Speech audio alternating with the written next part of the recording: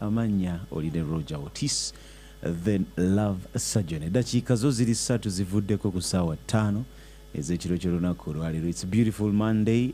Ndina omugagga wano Caroline Maka azene iPhone 2 ez'ebbeeyi. Really? Ayina Did you have to do that? bagiyita Apple Watch ya bbeeyi. Did you have to do that? She's glowing. Alinga yakava mu sauna, alinga gwe bafaako ssente, ayina mpitirivu nnyo.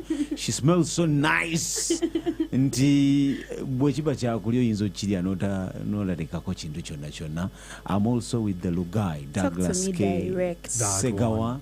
Yes, the Lugai naye tubeera naye wali ku Hey Brothers, musajja munnamawulire ayogera ku bintu bya politics and of course relationships, love and sex. Today in the Galaxy Parliament we are going to talk about history, the past, ebintu byaffe bye tubeera nabyo nga tuli nabyo, tubadde nabyo n'obulamu bwe tuyise mu relationships enkadde. Should we share that past mu relationships zaffe empya? Ebiseera bisinga bwe tuyingira relationship empya twagala nnyo okukuniza ebintu bino bye tuzze tuyitamu. Ozze ng'oyita mu bizibuzibu, ozze ng'oyita mu bakyala bayitirivu nnyo, b'abaami bayitirivu nnyo, ozze ng'ozaala oli single mother, omugugu gwo ogw'abaana muyitirivu nnyo. Naye olunaku lwaleero njagala, I want to get it from the experienced people in the parliament today. Should you share your past or your history in your new relationship? Let's get into the Galaxy Parliament. This is the Galaxy Parliament Moonlight Breeze. Lugai nyina kyendese yawe kibibibi mu history, because history omubigo batagala kusharinga. N'omubi nabo tebaagala. Anti gwe ngamba kyo mubigo batagala sharing. Omulungi uyinza okuba wayitako wa traveling amuko e Maldives. Of course you're going to tell your guy, you know. Ngogenzeyo kola kikisinziira. Anti owulidde. Anti mwabyonoona nti bwe tutambula tulina bye tuba tugenza okukola ebirala. Tusooka kulaba amanya mirimu gyo. Gwe omuntu akola mu boutique Maldives oyagalayo. Olina sente zigenda mu Maldives. Ezokuba nga nasonda sente zange. Zigenda mu Maldives. Sente zowa boutique zigenda Action Falls, tezigenda na Dubai. Chagama Otis gwe tosobola beera omukyala nga mukwano gwo n'osanyuka n'ogamba nkuteekemu ka trip because you're a good friend. So kusanyuka. Kusanyuka kwe kusasula. Like how you give your friends a gift. N'ogamba, you know what, I'm not going to buy you a phone, I'm not going to buy you. But for this, I missed your birthday, let me give you a trip. Tosobola. You're glorifying. Never know you want to know. Carol. Let's talk about the past a little bit. Oh, okay. Yeah, let's talk about the past a little bit. You brought me in a very njidese wenjagalira. Soko tubulye ku past eyo omuntu gyagamba nti nze bwe mba nyingide relationship eno past nyizo gyesigaliza. Bino ebintu nyizo byesigaliza nze nga sigenda bibulya muntu gwendi naye. Okay, Roger, you're going to allow me. I'm not going to answer that question directly the way you want it. Chivuge. Okay. Relationship over marriage is the collusion of two histories. Fumita. Tutambula obulamu nga bwe tubutambula ne wondabira wano nina ebyafaayo emabega. Bina impact ku future ne currently wendi wano. Do you understand? Bwe nfuna omwagalwa wange ne mufuna ne muleeta. Kiba kitegeeza bw'aba ayina emyaka 25 nga nange nina emyaka 25 ne ffenna tuba tuyingidde mu history waffe ffembiri. Omuwala ono bw'omufuna n'omudeetinga n'omwogereza n'akwagala. Oba ogenda kutwala obulamu bwe bwonna bw'azzaatambula bye byafaayo oba emyaka 25 ebikolwa byonna by'azzaakola byonna bibeera mu ye. Jukira Otis, abakazi tebawona. Women do not heal. Kikyotegeeza kyogerawo maaso kanotinge abakazi tebawona. Wandike ate akedde ngamba akedde buzibu yagenda kinyonyola maaso awo. Women do not heal. Kati omwana ono bw'omufunanga ebyafaayo bye naye kennyini bw'aba abinyumya ayagana kwebikka mu maaso bimukwasa ensonyi. Right?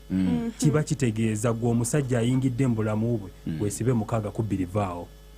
Do you understand? Abasajja tuwasa byafaayo. Abakazi bawasa present na future. Era Caroline ono bwe mba mwogereza n'ansiima n'anjagala ajja kwagala kikyendi essaawa zino ne kikyeŋŋenda okubeera.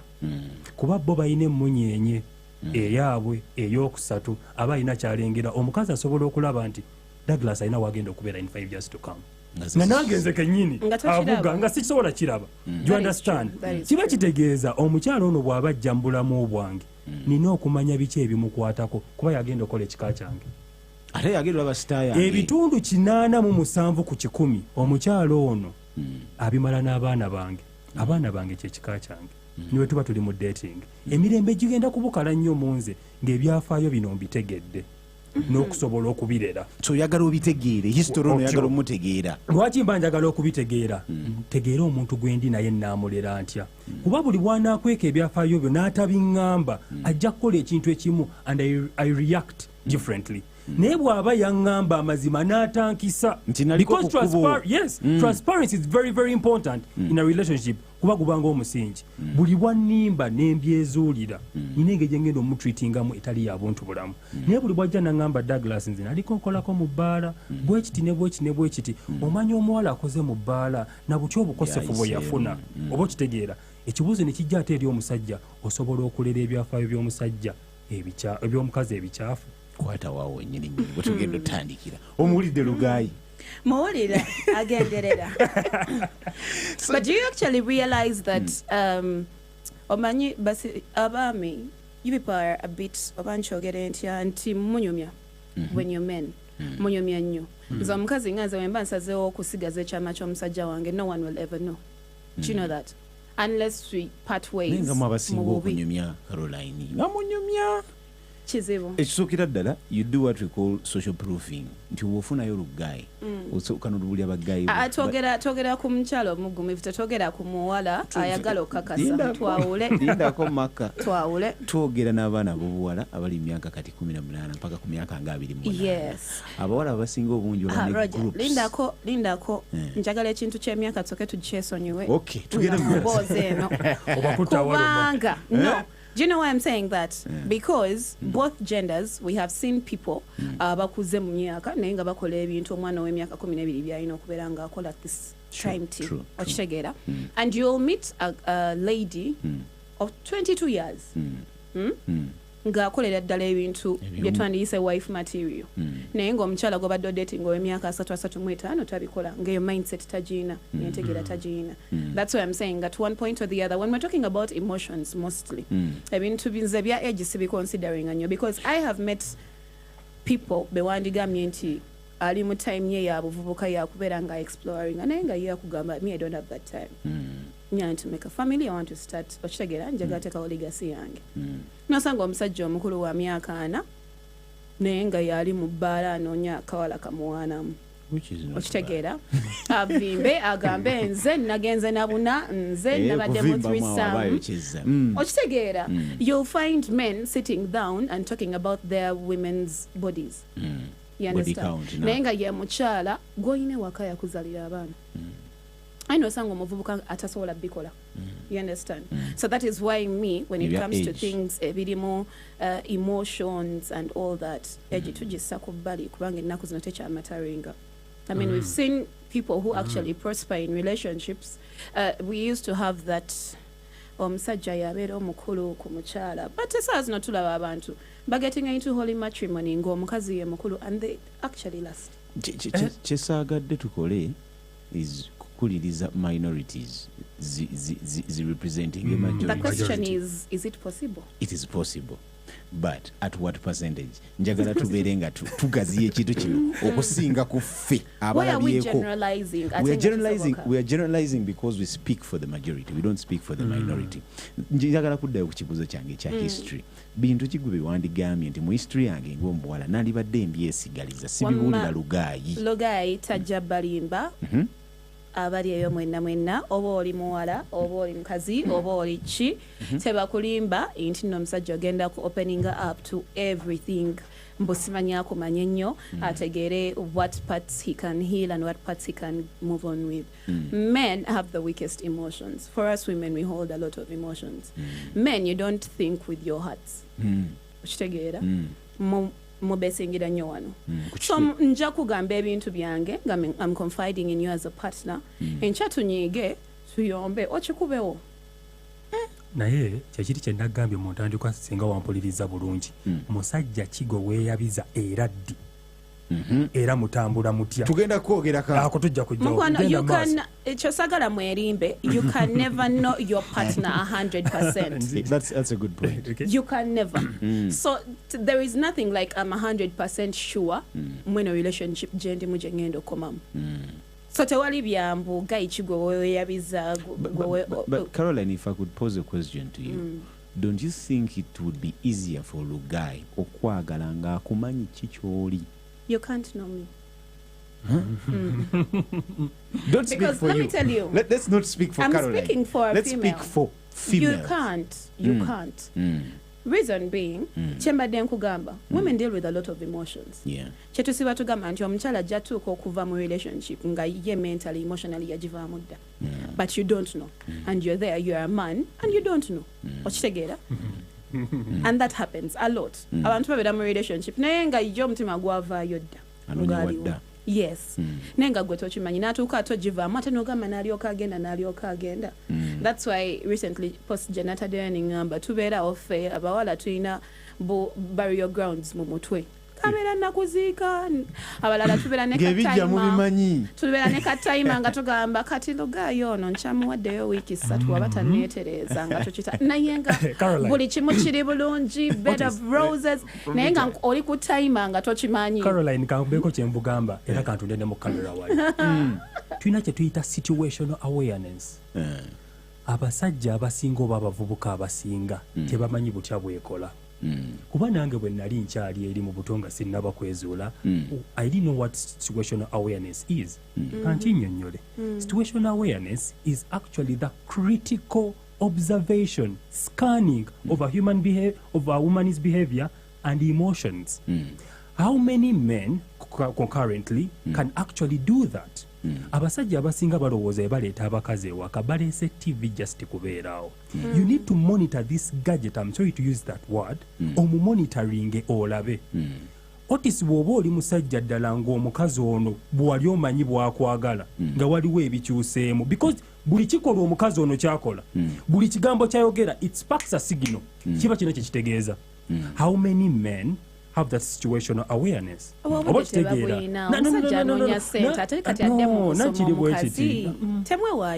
Kino kakinyonyere bwe nti abasajja tukoze ssente, we have excelled, tukoze amannya naye awantu awakyasinze otukuba weewo bakazi. period. Kiba kitegeeza era omusajja atereezezza era mbadde ngenda kubuuza how sure are you nti omukyala gw'oli naye essaawa zineeno. Okay, kati kankubuuze to what percentage do you think you now know your partner? You know, it's like this. Ekisooka okumanya To omuntu what percentage? Okumanyi- Akasooka onziremu olyoka otunnyonnyole. katono kati kakakuddemu okumanya omukitwala bino factors nnya wammanga.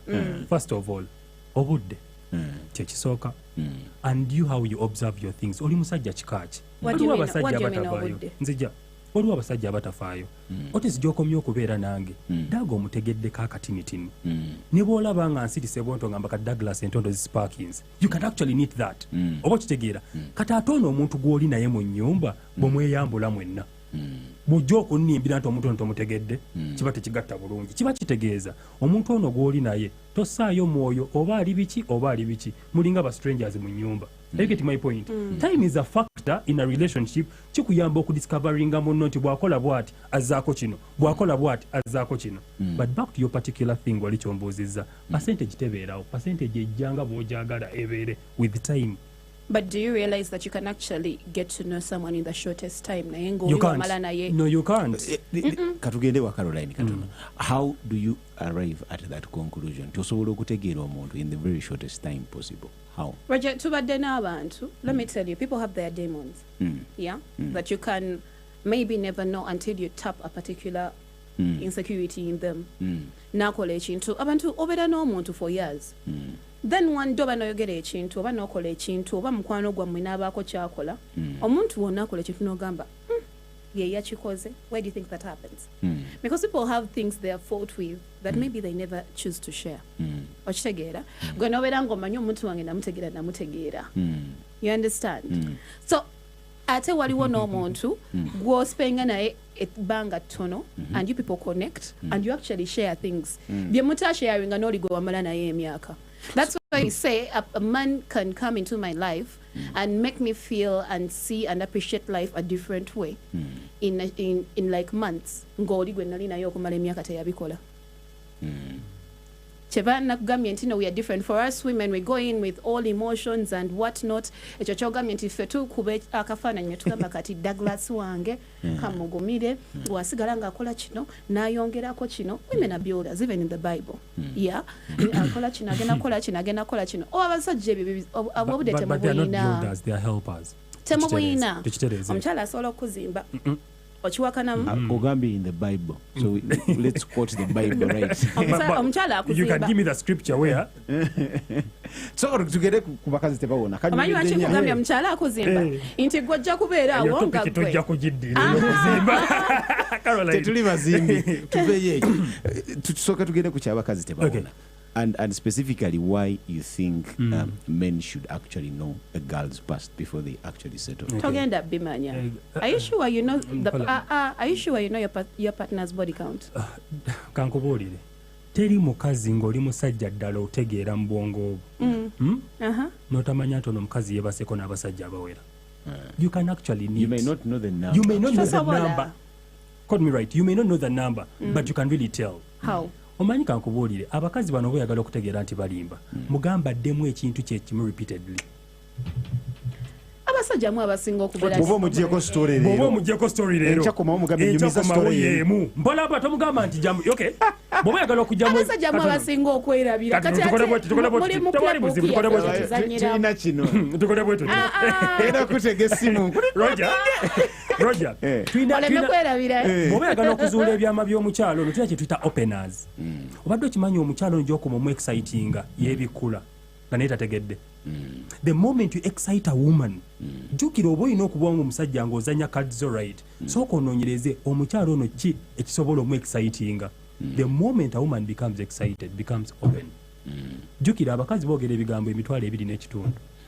Kati mu mitwalo 2.5 mwe mubeera ebintu ebyo. Kati mba njagala obeere very observant. If you are to be in a committed relationship with this girl, bakubina ebyokulyamu obuli. Kati olwogaye ng'omu wano bwatu mugambye tebimukwatako nnyo azze kulipa kutambula kugenda. Kanzireo ku kibuuzo kyo. Abakazi tebawona.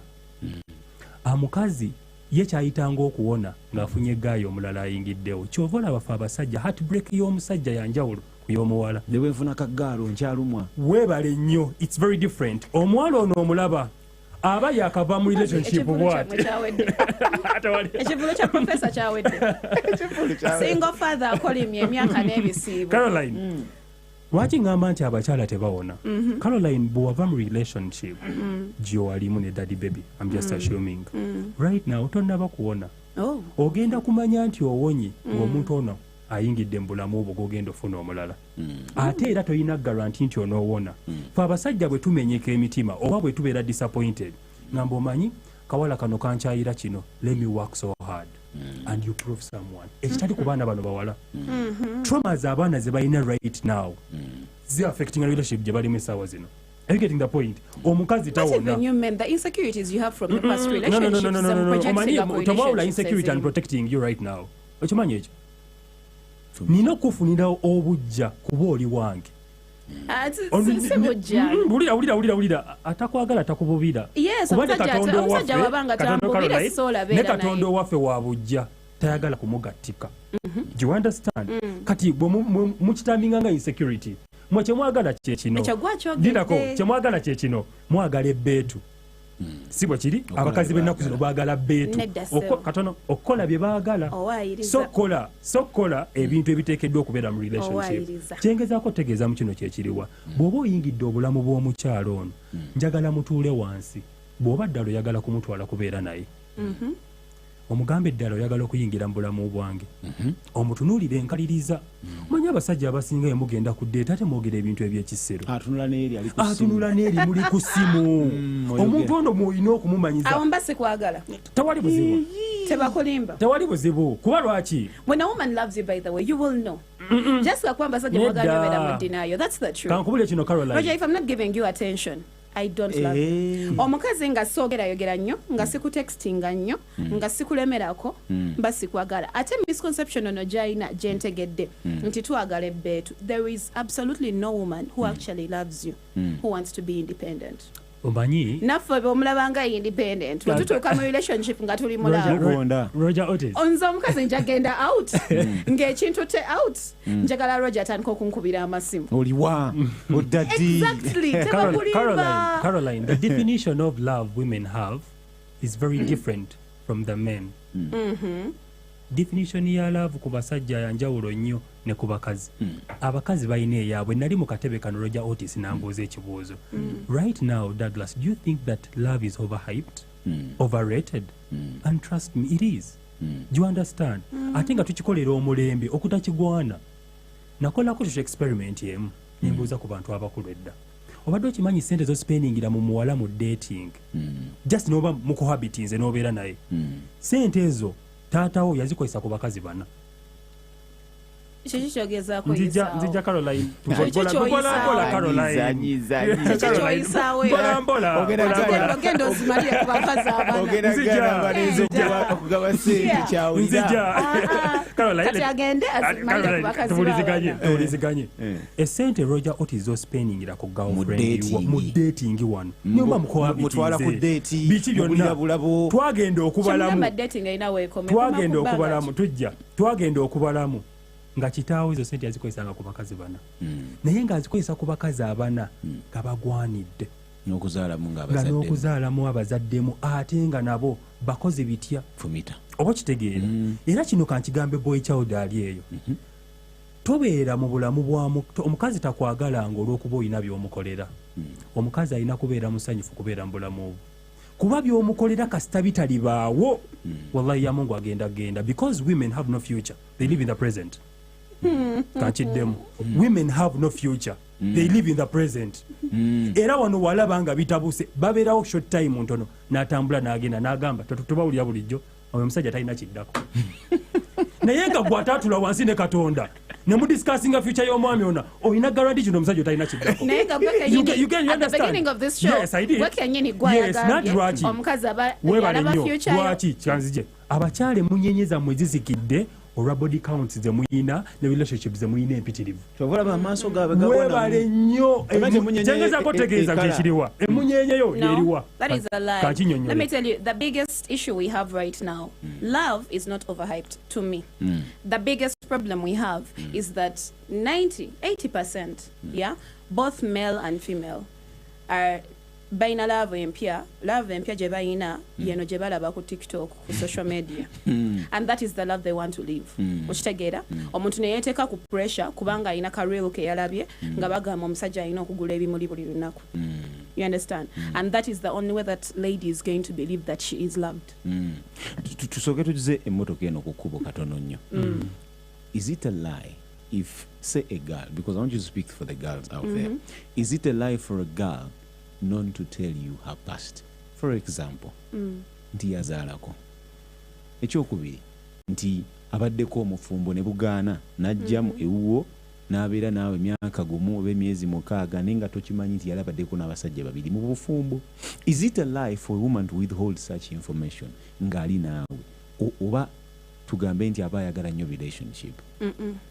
Waliwo ebintu, I personally believe waliwo ebintu nga in the first 2 at most 3 months byemulina okwogerako yeah before you take the relationship any further otherwise mwembi you're wasting each other's time both for the man and the woman by the way in those first 3 months gye tuyita 90 day you know 90 day rule in the first 90 days is when people are supposed to open up about the critical things. So omukazi asobola obeerawo ng'akwagala naye nga ye mu mutwe gwe oba as her demeanor she's not ready to be with the guy that has like a baby mama or 2 and you withhold that information and then after those 3 months ate n'akitegeera ate n'agenda ate n'ogamba yalabye nga siina kiddako but you withheld certain you know information. And the other problem chendaba wano chetugendo facinga into you need to differentiate between transparency and honesty. For me waliwo omuntu nga oba tomubuuziza kintu tagenda kyogera mushiri and then later omugambe bakitewangamba nti newaliko mubufu mbagambe because you didn't ask me and to them their reason is valid tewambuuza so I didn't think you were interested I didn't know if it was important for you to know. So what you're saying is the safest thing is you need to ask, or you don't need to ask, it will come to you. Because there are people who are going to tell you these things. Because I was here and I talked about pillow talk. It's one of the most open time people are going to open up to you. Buli mukalipa awedde omuntu natandika okunyumiza ebintu ebyekiyaayawo naye ebintu ebyomuzinzi bye twagambandigambye nti biyinza okwonoona relationship ng'omuntu okuba nti yazaala Ojja waliwo emboozi etanyumira ku pillow talk. tugende mu maaso mwana Caroline badda genda mu maaso ne transparency ne honesty. Twakamaliza esaawa ezo mba kukuba busaako ku kifuba ate kati otandike kunyumiza ba baby mama. 0707102102 oli mu Galaxy Parliament. What is it in your past ky'osuubira nti toyina kusharinga mpaka omuntu oyo ng'akibuuzizza ku 0707102102 mulimu abantu bye beesigaliza n'ekintu kye kyogamba nze siri kyogera mpaka ng'akibuuzizza. The Galaxy Parliament. This is the Galaxy Parliament Moonlight Breeze.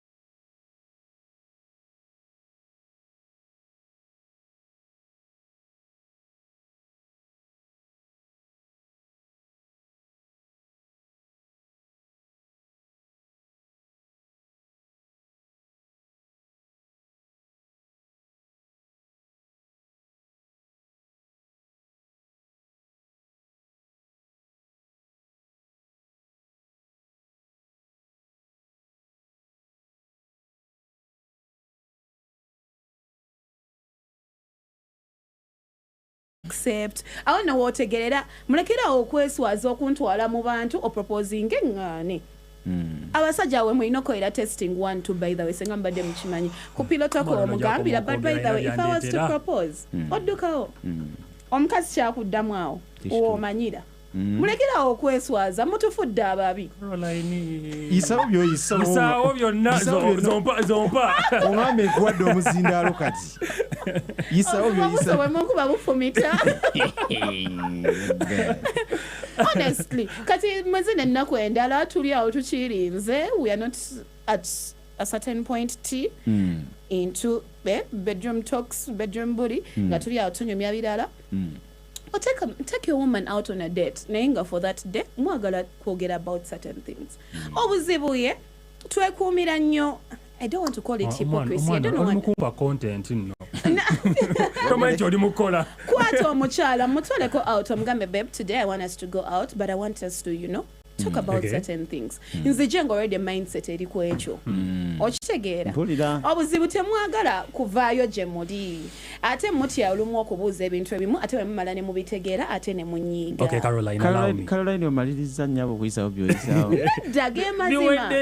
Kisala out ongambe by the way I want us to talk because nze nkulabamu abaana bange I feel like ngenda banga ali mu auction yawo ndowooza Ate kulwaki? omuwala bw'omutwala ku date n'omubuulya by'osobola omukolera nga tannalaba by'otasobola nze nsuubira oba weekubye ejje bw'otwala Caroline n'omutwala ku date omugamba nkulabamu abaana bange nkulaba kino nakino nakino you only telling her what you want to do tannalaba by'otasobola kukola omuwala tannalaba bunafu bwo muleke. We need to be open to each other on both sides. Do you know that? No content. On both sides. 0707102102 share with me kintu kyekyo kyogamba nti togenda kusharinga mu past yo okujjako nga bakikubuuziza. I hope my voice notes are there. Galaxy FM mwebale tuweereza Roger Otis oyo omukazi ow'omwana tayagala muntu yenna omukazi ow'omwana ajja lwabisanyuzo olina ennyumba olina buli kimu ebyo bye bumuleeta kitegedde kati atabeerawo. Okay, Galaxy.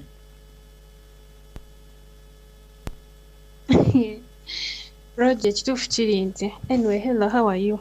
Thanks for the show. Ekituufu kiri nti there are things that you can't tell your partner. Kati ngaffe abawala abamu lumu ebintu nga tojja bigamba musajja bw'aba takikubuuzizza. There are people you find yavaamuko olubuto yajjamuko olubuto okitegeera ate weyabayi nti nina omwana naye sibeerangako mu bufumbo. Because in the society we are living in, men think whoever has a child, buli mukazi ng'alina omwana yamuzaalira mu bufumbo. Ambazadde basoma bakwata mukwate. So there are things nga tojja byogera mbu bandrepinga nenfuna olubuto nenzaala omwana. Ojja kukisirikira. Okitegeera. Because when we're growing up, we face many things that torture us nga tetojja kigamba musajja. Taseesezza bubi omwana. Galaxy.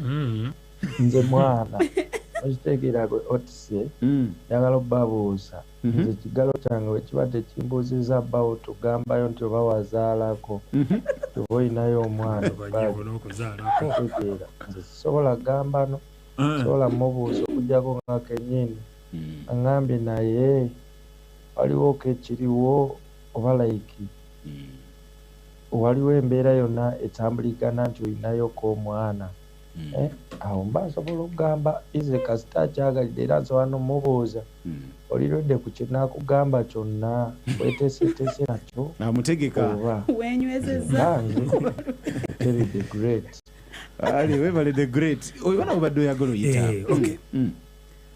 Obulimba bwe bakugambye n'obulimba bwe weezuulidde buluma bulala. True. Very true. Teri bulimba bukyasinze kuluma ng'omuntu nga gwe abwezuulidde ng'obadde n'omuntu mu nnyumba mulippa naye ng'alina by'atagamba. For example, oyo omwana ayogedde ku ky'okugyamu olubuto luvuddemu. Ofunye omuwala omwagadde mukyadde nako mufubye ngayo musobola okufuna omwana naye ng'ekyamutuukako kyennyini amazima agamanyi taggambye. Do you understand? Awe wali obuzibu. Nzija kyekiri kye nagambye ebyafaayo bye bino obibuulira musajja ki? Kyekikulu musajja ki asobola okubirera? Kyekiri kye nabagambye mu ntandikwa olina obuulira omuntu ono ng'omulabye ayina entegeera ensukkulumu ku ggwe ng'ayina n'entegeera ensukkulumu ku byakutuukako ng'asobolera ddala okubirera. Abasajja abasinga tebasobola kulera bizibu kuba nabo babitya. Oba kitegeera naye era kankiddemu history w'omukazi ne w'omusajja okay, that history impacts them differently. Engeri gyamenyamu omukazi si gyamenyamu omusajja. Abakazi bano balaba asobola okufuna omusajja nga ali mubbi and is okay with it. Is okay with it because nga bwe nagambye they are after the present oba kitegeera obadde okimanyi ebyo ebisajja ebikola emirimu egiri very volatile emibyo egyo abakazi kwe bafiira oba kitegeera naye ate ono omuwala ebyafaayo bwe bitabanga biri clear walayiyamu ng'agenda kusitula nabyo baggages. Mubeere n'omukazi ng'oli muyina ebibasumbuwa naye ng'ebibasumbuwa si ye wabula ebyafaayo bye biri mu ye kankiddemu naye ng'ebibasumbuwa mu relationship bambi si ye naye ng'ebyafaayo bye biri mu ye bye bibasumbuwa.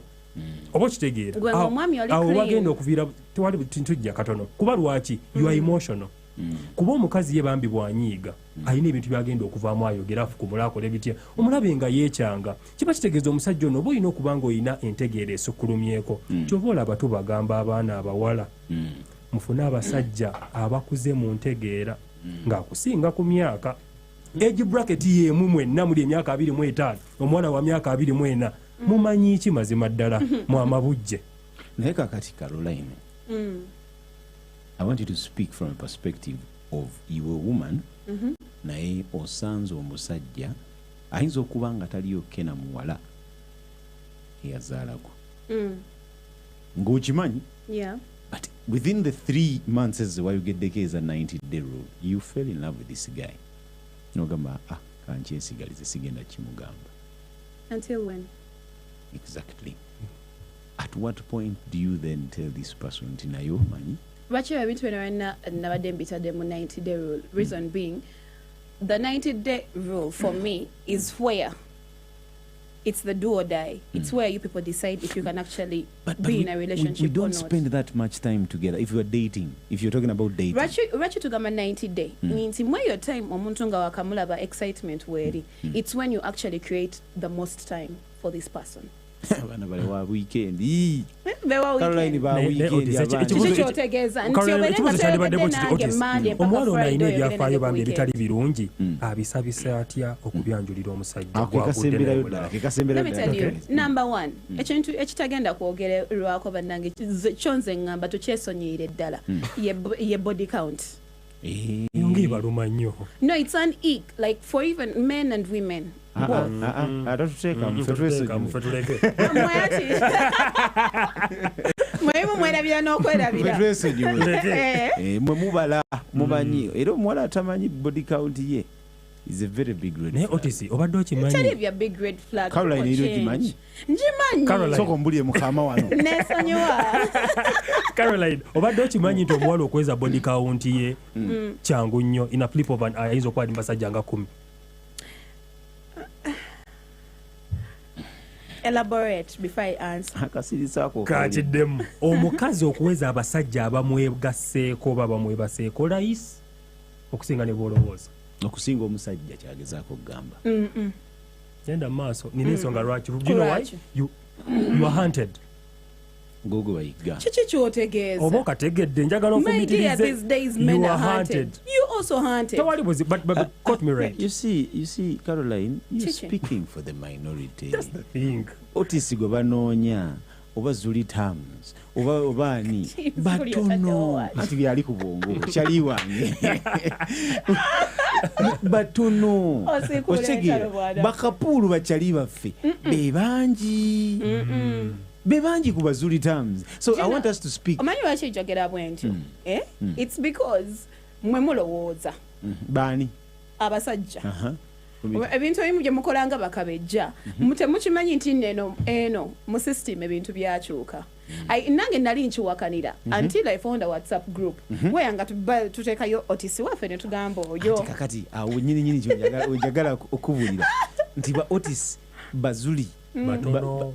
batono ba King Saha ba vibes Vax vibe be batono nti omuyimbi ayinza okuba nga abeera mu position eyo ne bateeka mu group nti twagala ono be batono bw'ogenda mu arcade katugeze nabukeera mulimu abavubuka nga 5 abasinga abayimbi 3 Sure. abavubuka aba 5 okufuna omukyalo baddeemu omu ne bamwebakeko ayinza omukwanira emyezi nga 6 nga tannakkiriza kyovola nkugambye let's speak for the majority ŋŋendera ddala ku point yange gye nakubuuzizza eky'omwana ekyo kikulu nnyo kuba abavubuka bangi abali wano ku WhatsApp bali mu kumbuuza nti omukazi oyo bw'aba alina omwana nenkimanya because Douglas yagambye amazima g'otegedde n'amazima ge bakugambye galuma lwanjawulo.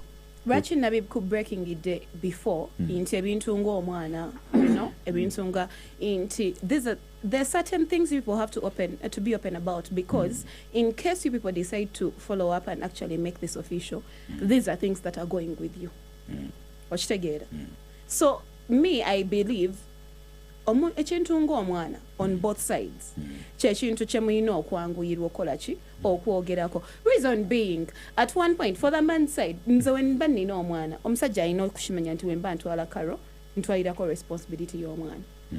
So kati yawo nze bebe ebintu byenteeka mu 90 day rule okitegeera nti ekintu ky'omwana ekintu kya kyekirala awo koza abasigadde bano family biki marriage babaddeko mu bufumbo maybe novaayo marriage etya when you've been with a man, at least living with a man for like 3 years, when you get into a new relationship, I think that is information. Oh, kitegedde.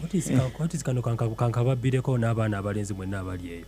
Omuwala abaddeko mu cohabiting oba mu marriage n'omuwala abaddeko mu dating katugambe nga balina bamulabira.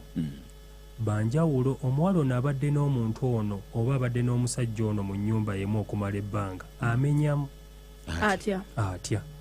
Otisi ujokoma okubeera n'omuntu akuteekamu ebibye mubeera mwenna oba okitegeera kyova abawala abamu kibakalubiriza to move on abadde amanyidde oli kati laba goba ogenda okuyingira mu bulamu kiringa omuwala eyazaalira abaana mu bufumbo n'omuwala eyazaalira omwana ku ssomero banjawulo.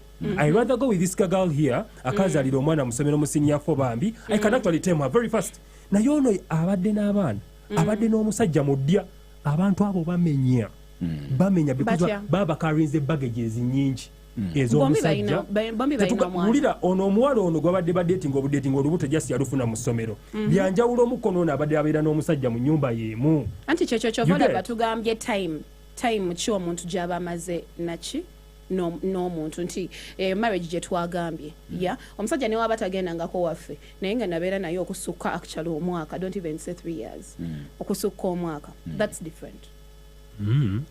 That is different. That is something you can talk about. Douglas, nga tetuna running out of time. Mpumbye wumbye ntya history wange. Era mubuulidde nti omuntu gwendi naye.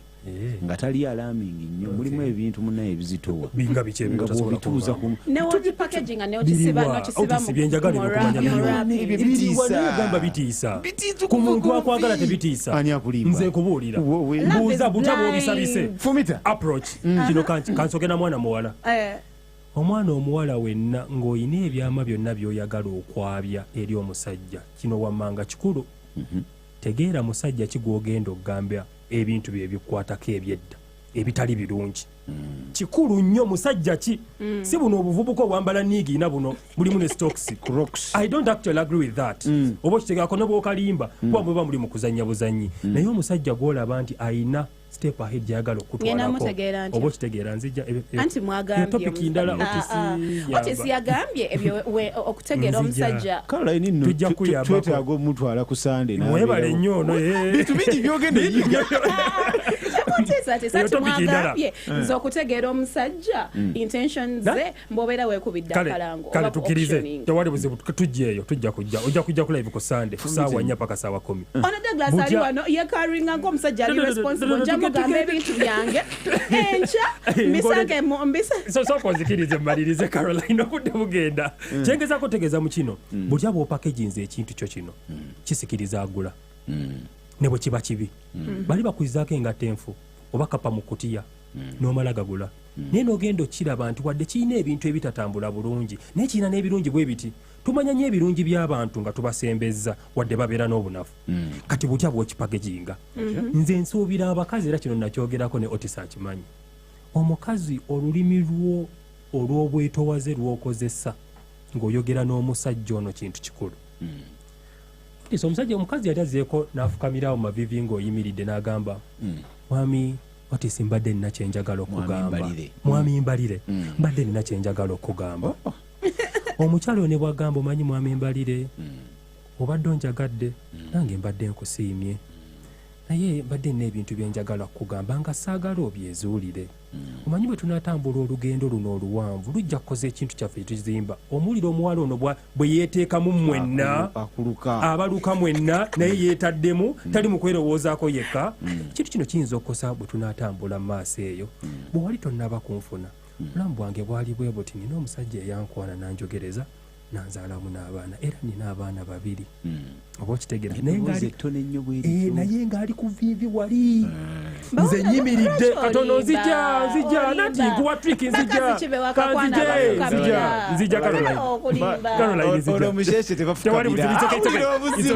kati kyegezaako tegeza mu kino kyekino tewali buzibu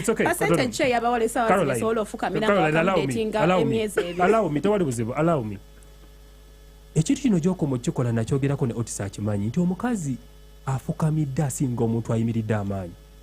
You understand? Abeera n'amaanyi abaakukabinza obwongo psychologically ogamba kamaama omanyi omukazi buli bwe yeeteeka mu vulnerable state ogamba kamaama tugondera ddala naye teri kintu kyasinze kutuluma olwedo olina history w'omukyafu ate weekandagga akwata mu mbinabina alingalamuza poloti oba kitegeera that's the problem.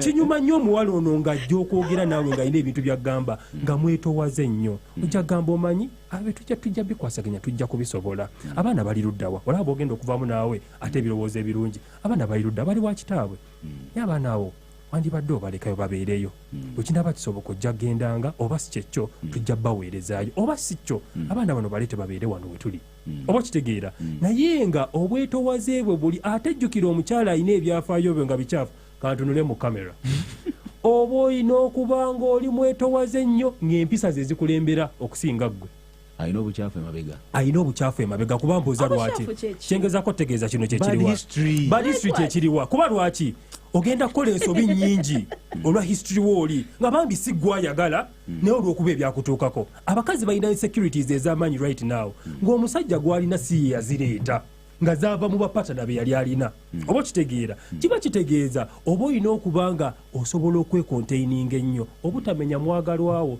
kuba gye wakolera ebyambyone teyaliyo ako kakulu. Caroline njagala sooka gendawo because weebuuzizza ekigambo what history is bad. We've been talking about the things that you probably don't want to share to your new man. It's not about not wanting. There are some things that should not be shared. That is what we call bad history. Because if you share it with that man that you have, it might change his timing. Either agenda kucha omuntu yenna okwogera ku body count nesooka ofukamiremukko tawo osobola ofukamira kitukoleremukko kuba tuli basajja wano kitukoleremukko wano katugezeseemukko tulabe obudde bugenda tubuliwa tusooke tuwogere ayinza okufukamira omwana ali eyali obuwuliriza tagenda wulira bye mugamba let me tell you tufe nga abakyala naddala ng'omwami w'omutegedde ogamba Roger oyo buno wenkwata wano ne wano akakkana teri kigenda kunnema kugamba teri kigenda kunnema kusaba teri nja kulopera n'omuntu omukyawe naye nga nawe tojjukira lwaki wa mukyawe. What is if I know my man? Uchegeera. And the good thing with women is if I'm invested in a man, I'm going to take time okumutegeera okumanya wawe nkwata, what are his weak points and all those things. So for us I feel like it's actually easier. The biggest problem eri ku basajja inti the highest percentage wetuba twogera ku bintu bya transparency, men are not that transparent.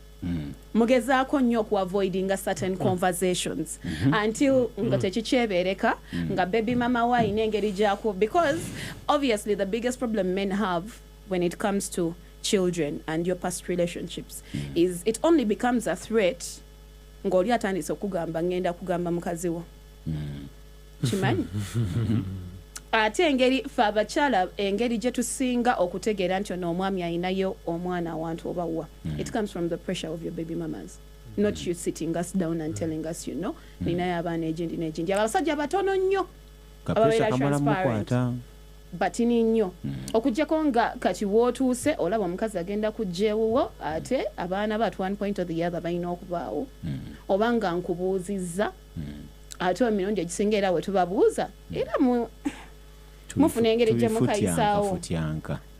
Kizibu nnyo okusanga omusajja akugamba nti ayinayo abaana nga baby mama we amwogerako birungi byereere ajja kugamba she's chaotic, takuyombesa, by the way yakubuuzizaako yakukubiddeko. That is obvious. And yet for us nsobola okugamba yes twayawukana, we talk or we don't talk. I personally don't talk to my exes. So I don't know why you should be talking to your exes apart from a woman goinamu omwana ate naye mulina okubaako ekkomo ebye mwogera obagana amateeka ntabudde nedda ge mazima ani yakwana munne ulira abaka ge mazima obagana amateeka maama relationships But- but- zirina okubaamu sacrifice But let me ask you a question. mulina okubaamu ebintu bye who mugenda sets the person in a okwogerako relationship you're going to trigger me to do things that you don't want me to do. Let's be honest. Because kati ki ekyokwogeza ne baby mama wo sawa musanvu ogw'ekiro twogera amazima ki ekikwogeza ne baby mama wo sawa musanvu so konziremu olyoka ombuuzi ndodo kiri bwe kiti ki ekikwogeza ne baby mama sawa ndikuddamu musanvu ansa ogw'ekiro omwana aba yakoze ndikuddamu eki ansa alinya omusumaali ndikuddamu ansa kankubuulire gwani yagamba buli musajja ayambadde empale nti musajja yawo katono wulira katono era ani yagamba nti buli musajja asobola abakazi ababiri oba ani yagamba nzija oba era ani yagamba nti abasajja abasinga obufumbo babusobola abakazi ababiri temubasobola I'm coming I mean ntusijja babasobola si kyabonna wait si kyabonna temubasobola okay let me repeat this si kyabonna let me tell you something ati mugale twogera ku majority si minority nzija nanti wulira abasajja lwaki ebintu bino bibakaluubiriza they are not well mentored period enda maaso kaya abasajja bameka bali well mentored enda maaso maliriza bameka wagambye twogere ku majority so kati gye ndi they are not well okwogerako mentored ebintu ebisinga ebiri heavy tebasobola kubisa kuba kati mulina abasajja bemulina mu nnyumba nga wuliyiza ennyimba sijja kuzogera madegeda kikole nga siriiwo mukitwale nti eyo time nali nfulumyemuko Caroline nga tumaliriza we have about 6 minutes and Yeah. Mayiga agenda kuba ayingirawo ne odi ku odi naye nga tumaliriza yeah your last thoughts about history in terms of a girl child ayina ebintu emabega gyayinza okuyita ndi mugugu mu relationship ye empya agenda bireeta atya mu bulamu bwe because it is part of her it is part of her history agenda biwumbawumba atya abeere nga asobola obeerawo n'omuntu oyo gwalina omuwala yenna ali eyo lady omukyala the first thing I want you to understand men thrive on their ego men thrive on their ego ekintu kyonna ky'olowooza nti okigamba ono omusajja in one way or the other it's going to poke their ego omukakkanyiza sooka okyesonyiwe oba osobola okyerekereza kyesonyiwe the biggest mistake omuwala yenna gy'asobola okukola is to show the man that you're with that you're in any way comparing him to a man that you had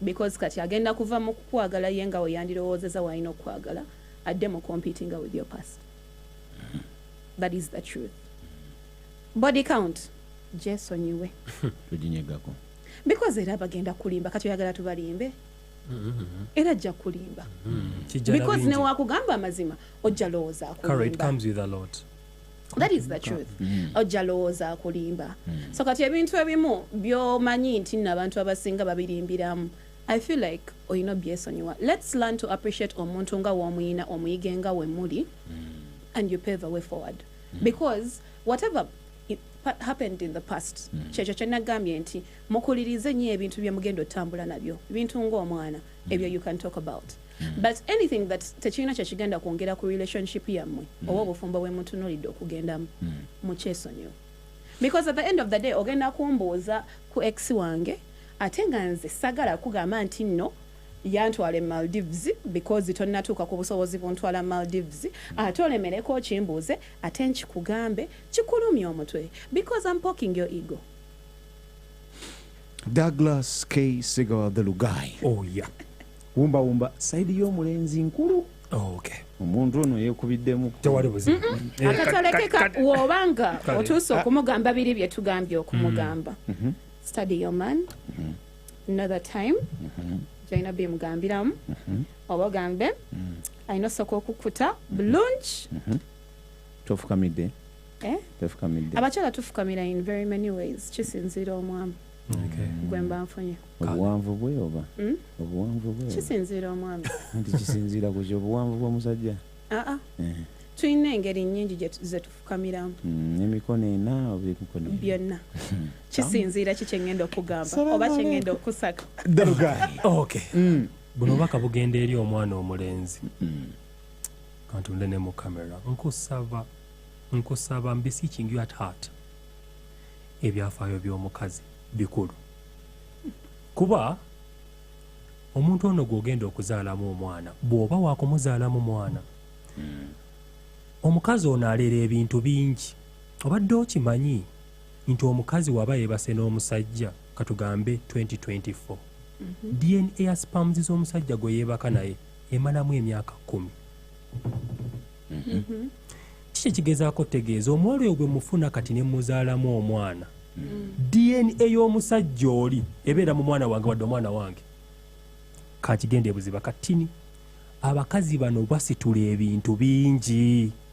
Kyova olaba edda bawasanga nnyumba nti omwana waawo biki atambudde atya ne bakwatanga n'akabugo we baakazanga ewaka nga bamanya omwana ono tabadde embeerera.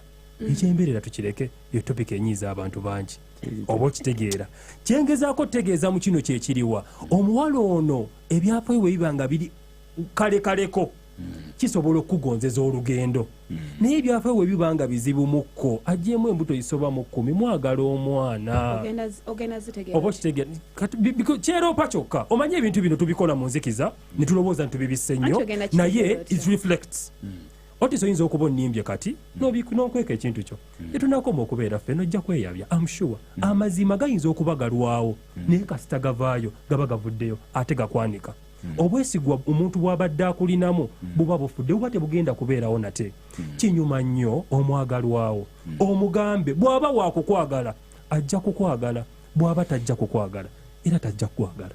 You understand? Kyenkubiriza omwana omulenzi omuwala oyo manya biki ebimukwatako amaka mwe yakulira nnyina kitaawe. Those are obvious. Abantu abasinga tebassayo mwoyo. Kankule Caroline buli muvubuka bw'otasseeyo mwoyo ku mukazi gw'ogenda teeka waka oba gw'odeetinga gy'ogenda okoma okumenyeka. Kankiddemu bino bimugamba sibisaako nnyo mwoyo ojja bissaako omwoyo ng'ebizibu bimaze kugguka ate ebizibu bijja. By the way okyogedde neezijukira ekintu kino. This is advice Kayise for the men. Katereke katuve wano. Advice for the men. Wowe omanyi nti otuuse time ey'okudeetinga omuntu ng'oyagala omukyala gw'ogenda obeera naye. Make sure omuwala oba omukyala gw'ofunye she either has a relationship with her father or she has a father figure in her life. Relationship with God. Ng'ovudde ku Katonda a father nti ayina good relationship ne taata we amuzaala oba nga ayina father figure mu bulamu bwe. That is the only way you're going to have sagala gamba submissive woman kwange kyekigambo kyayonooneka. Tokyagala just because it is not you. You fight with it. No. You fight with it. Okali fukambira mukyala gwe. Reason being wetwogera submissiveness buli omu agitegeera mu ngeri ye so kati yebeera broad.